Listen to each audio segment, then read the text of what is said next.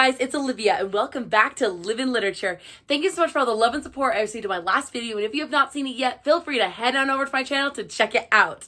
Well guys, as you've seen from the title of today's video, I am absolutely, without a doubt, so thrilled to be here with you today talking about my hyperfixation from last year's season, vampires. Wait, what? No, I'm a vampire. Duh. That was my next guess. I love vampires. Guys, if any of you have been following me for a while and know about it and have been following me for a year now at least, last year was, and I quote, the year of the vampire. I've decided that every year is going to be like Chinese New Year, where it's the year of the rat or it's the year of the tiger. Yes, well last year, 2024, was the year of the vampire. This year is clearly the year of the orc, because monster romances, for me personally at least. But last year was the year of the vampire. There were so many incredible vampire book releases that came out last year, and some that I am absolutely floored by, some new authors that I discovered last year who wrote amazing vampire books that have legitimately changed the entire structure of my life. I absolutely love them. These are all going to be my favorite vampire romances. Okay, so we're going to have a mix of genres here. It's going to be all different types of vampires, whether they're more traditional, more like Dracula vibes. I am Dracula. And I bid you welcome, Mr. Harwood. Or more in the pop culture sense, ergo Twilight. You're beautiful. Beautiful. This is the skin of a killer, Bill. So I feel like that's a really fun way to do vampires. Vampires have such a broad spectrum. They've been in history and in culture for thousands of years. And I say it's so fun to celebrate them in media and in literature, okay? But before we get into that, some quick housekeeping things. Number one, I will be out of town next week, okay? So this week's video is going up on time on Saturday. I will be out of town next week and I'll be arriving late. I am predicting that video, next week's video, is going to come up late, okay? It has actually already been pre-filmed. It's actually a surprise for you guys, sort of. It is essentially, next week's video is a selfish little thing that I did with someone really, really special. It's a video I'm going to post on my channel. This is a video, next week's video is going to be a video that it's not going to pertain to everyone. It's only going to be if you're absolutely so dedicated, so interested in things that I really enjoy. If it's not for you, please don't feel like you have to watch, but it's a video that I'm really passionate about and that I really, really enjoyed making. So that video will be uploaded, I think, a day late. It's probably going to end up getting uploaded on Sunday instead of Saturday. So I will be one day late to posting next week, but there will be a video next week. It's just going to be one day late. I'm going out of the country. I'm going to the United Kingdom, babe, and to Paris. I'm so excited. It'll be a little trip with my friends. So I will be posting photos from that. I'm really, really excited about it though. And so I won't be filming next week. It'll be a pre-recorded video that I've already did, like I said. And again, it's not going to be something book related. It's going to be something completely different. But again, if you're interested, please tune in to watch. I'm really passionate about it. But if not, I totally understand. And we'll get back to the bookish content in 2 weeks' time after this video. So again, second housekeeping thing, we want to talk about what I just finished reading versus what I am currently reading. Guys, I have finished reading 3 incredible books that I absolutely loved. The first one I finished reading was the 5th book in the Dream Harbor series by Laurie Gilmore, The Gingerbread Bakery, okay? And the quote on this one says, "The sweetest things are worth the wait." So Laurie Gilmore has a really cute, very cozy romance series that takes place in Dream Harbor, Maine, that she created. And this is the story that, if you've been reading the series for as long as I have, which I've read all 5 books, this is the one we've been waiting for. This is the story of Mac and Annie, the truest enemies to lovers that ever did live. And my gosh, this story was a rip-roaring success.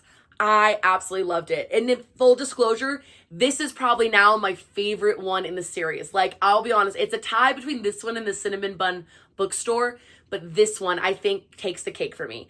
I think it's my favorite one in the whole series. I think the enemies to lovers is delicious. I think that the relationship between Mac and Annie and their past and why they're no longer together anymore is so interesting. I think that they are a really, really strong and cute couple. And I absolutely adored this book. I thought it was fantastic and I give it 4.5 stars. The next book that I read is a book that everyone and their cousin, sister, brother, whomever has read in their lifetime already. If you're a fan of the romance genre, you have read this book, and somehow I am just now getting to it, okay? I know that I'm behind. I cannot believe it took me this long. We are talking about The Love Hypothesis by Ali Hazelwood. This is one of the first romance books that blew the frick up on Book Talk. This book has been popular for years, and I am just now reading it for the very first time because the movie's coming out next year and I really want to see it. I'm super excited. Plus, I love Ali Hazelwood. I've been loving her books for a long time, obviously, especially Bride, which we'll be talking about today. But I've always said in this channel, I've quoted it you can quote me many times, I've said, Ali Hazelwood, you need to quit your day job of writing STEM romance and only write paranormal romance. Well, I might be taking that back because the girl knows how to write a STEM romance. Now, didn't you say you were gonna eat your hat? Well, there you go. Yum, yum. This was one of the sweetest, most exciting, most romantic STEM romances that I've ever read in my entire life. Like, this was a romance. It was real. Like, I was crying while I was reading this. Like, I just was like, wow, like, these two people truly love each other. And the dialogue and the banter between them is so good and it's so palpable. And the relationship is just so damn cute. I can't stand it. And if you are looking for a romance book to change your life, please read this one. Everyone was correct. It's not overhyped. It's absolutely fantastic. And it is 5 stars in my book. And the last, but certainly not least, book that I have just finished reading, one of my new fall favorites and a new favorite author that I'm going to have to check out all of their books from now on. This book truly gutted me to the core. We have People Watching by Hannah Bonham Young. Hannah Bonham Young wrote this book, People Watching. Hannah Bonham Young is a romance author. She's written several romance books. I've never read any of them, actually. I think this is her 6th or 7th book. And I fell in love with this world. Like, this romance and this world was beautiful. She gives a beautiful author's note tribute in the very beginning of this book, saying that this book is based off of a small town in Canada that she used to go there in the summers, and like it's kind of based off of that town and like the feelings of that town and kind of like what it's like to live like in a tourist trap kind of town and like growing up there and like never leaving and like will you ever find love? And like that is one of my favorite quotes from this book, is that like love does find this young woman named Prudence. Prudence lives in this small town. She is in charge of taking care of her ailing mother and her father who owns the grocery store. And in walks in this guy, this very like reckless, loose, abandoned, like reckless, caution to the wind, like travels the world in a van kind of boy named Milo. And Milo and Prue end up like being there for each other and helping each other in a time of need from one another. And he helps her to like see more, like essentially for her life. And she helps him to like see that like life can be so simple and it could be so sweet, and that it doesn't have to be like always like on the go, and that you can slow down and take your time. I highlighted several quotes from this book. Like, this was a joy to read in the fall. This was a gorgeous fall romance. Like, I loved every second of it. I thought it was whimsical. I thought it was sweet. I thought the spice was incredible. The spice was so well written and it was really fun to read. And their dynamic is sexy. It is tintillating. It is sizzling. Like, I lived for it. This was in a wonderful fall romance, and I cannot recommend people read it enough. 5 stars. This was fantastic. And as for what I am currently reading, I just got in the mail, you guys know I'm going to be so excited, Mate by Ali Hazelwood, the 2nd book in the Bride series, okay? Bride, guys, was the bane of my existence, the object of all my desires, okay? You are the bane of my existence and the object of all my desires. Truly one of my most favorite things that I have ever read ever in my entire life. And I'm so excited to read the 2nd one about Serena and Cohen and this very like wolfish, werewolfy romance. It's going to be sickening, it's going to be delicious, and I absolutely cannot wait to read it. But now, getting into what we came here for, I received a fabulous comment in my video from last week saying that someone, I cannot remember whom, I'm going to insert you right here, said that they would love a video about vampire book recommendations. Well, last year I did post a video of vampire book recommendations. And a lot of I'm going to be including a lot of those same books, if not all of the same books that I included in that video. But here is an updated list of my favorite vampire romance books for you guys and the ones that I absolutely think you need to read. So without further ado, let's get started. The first one we're going to talk about, which let's just get this one out of the way because you guys know I'm already going to be gushing over it. And if you haven't read it already, at this point you should just leave because like all I do is talk about this book. It is Bride by Ali Hazelwood. Bride is a contemporary modern vampire werewolf romance, okay? It is an arranged marriage between an alpha were named Lo Moreland and this vampire woman named Misery Lark. And essentially they are trying to like seal the ties between the vampires and the werewolves. They're trying to create like peace between the two. And so essentially they give Misery over to the werewolves as like essentially a bargaining chip so that they won't attack the other side. And Misery and Lo fall for each other, and it is hot. It is sexy. It is mafia vibes in this way. The werewolves run very much like a mafia pack, and it is sexy and it is enthralling. Gimme. I need. Like, this is probably like one of my most favorite vampire romances ever in the entire world, ever. Contemporary wise, yes, like this wins forever. It has won me over in 1,000 ways. And like I said about Mate, I am literally so excited to read Mate because it's just going to be a continuation of this amazing story. This book legitimately sparked my like love of vampires last year, and it has continued on into this year. And I just think it's fantastic. This is a 5-star read. Everyone needs to read Bride. Please add it to your TBR. It will make your spooky season absolutely fantastic. Next, we're going to go to something a little bit more strange, a little more traditional vampires, a little more Dracula.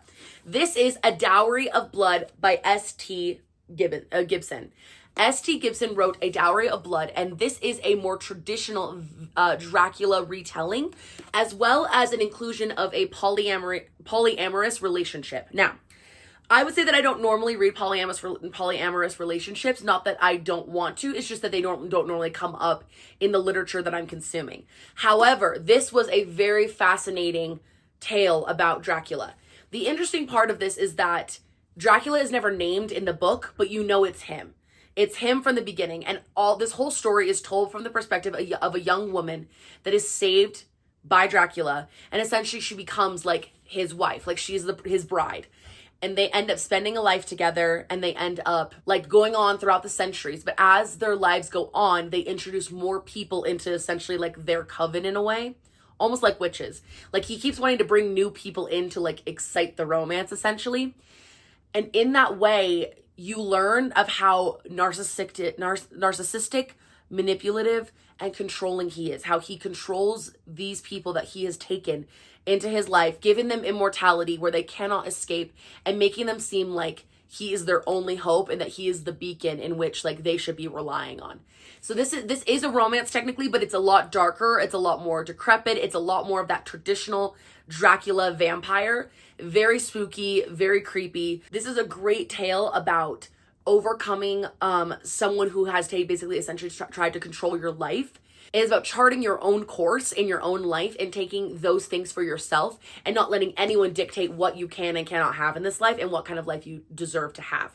This is beautiful. This is enthralling. This is very much more of that gothic, moody, mystic kind of vampire. So if you're looking for something more Dracula vibes, very Nosferatu, if you will, this is the one you're going to want to check out. Next is another one of my favorite, more slightly traditional vampire books, but also, again, a very, very, very fun take on the vampire. We have one of my favorite books from last year, The Vampires of El Norte by Isabel Canas. Now, The Vampires of El Norte is an 1870s Western, essentially taking place on the Texas-Mexico border, and essentially where the vaqueros, which are the essentially like Hispanic ranchers who live in this area, and this is kind of when there was that tide turning of like who owned which parts of the land. And so the vaqueros own a lot of the land, and they are running it and they are keeping it, and essentially there are white settlers essentially trying to take over and trying to like start a war with these people.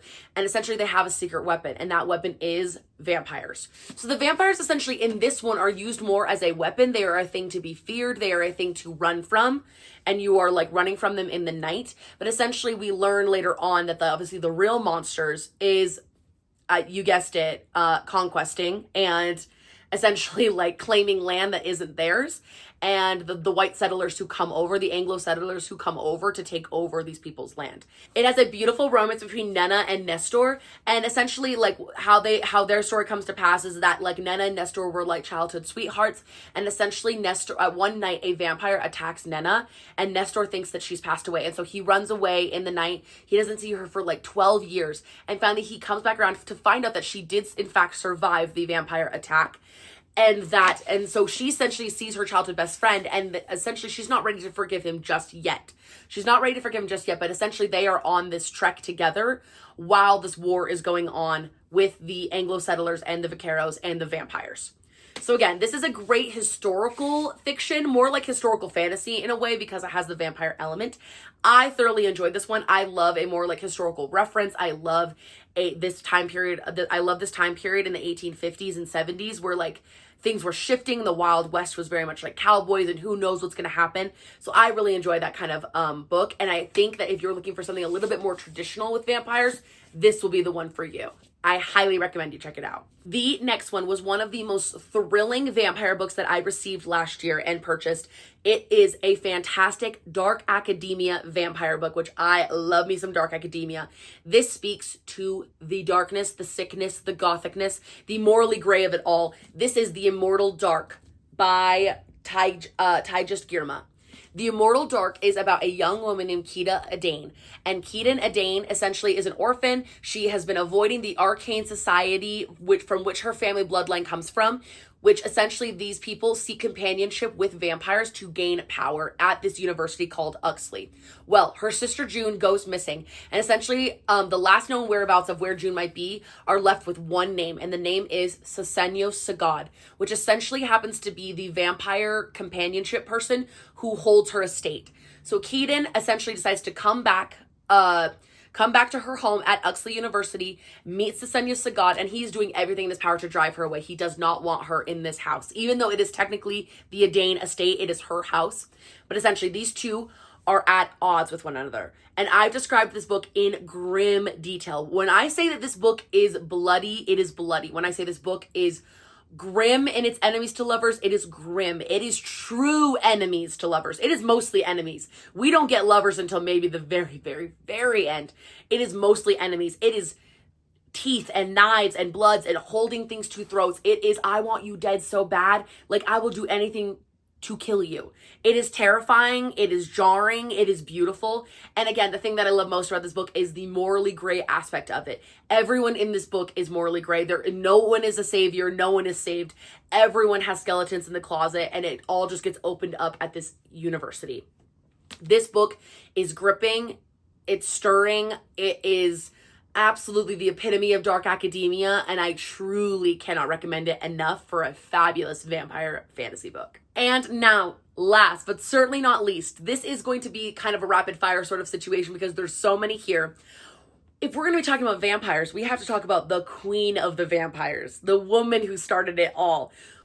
We're not worthy! We're not worthy! We're not worthy! Who started my obsession with the vampires? And that has to be Miss Carissa Broadbent with Serpents and the Wings of Night and the Crowns of Nyaxia series. Now, Carissa Broadbent is quite literally the queen of the vampires.